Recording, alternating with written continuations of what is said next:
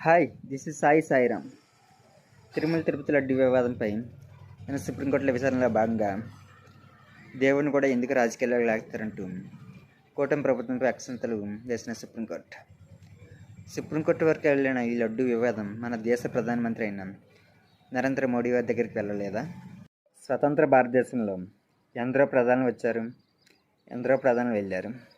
కానీ మన హిందువుల కలగానే మిగిలిపోతుంది అనుకున్నాం.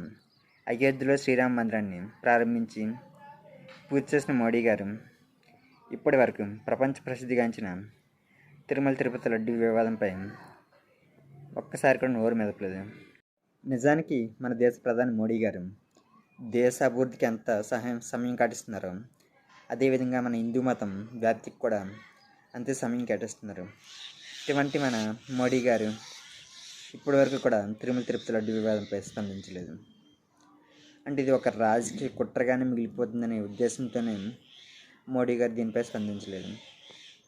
అంటే హిందువులను కేవలం ఒక రాజకీయ అవసరాల కోసం ఒక వర్గంలో నాయకులు, ఒక వర్గ మీడియా, ఏదో టీటీడీ బోర్డు చైర్మన్ కోసము, టీటీడీ బోర్డు మెంబర్స్ కోసము మన హిందూ మతాన్ని, హిందూ దేవుల్ని ఇతర కులాల దగ్గర తక్కువ చేసే విధంగా మాట్లాడి మనమే మన హిందూ మతాన్ని దిగజార్చే విధంగా ఈనాటి రాజకీయ వ్యవస్థ చేరింది.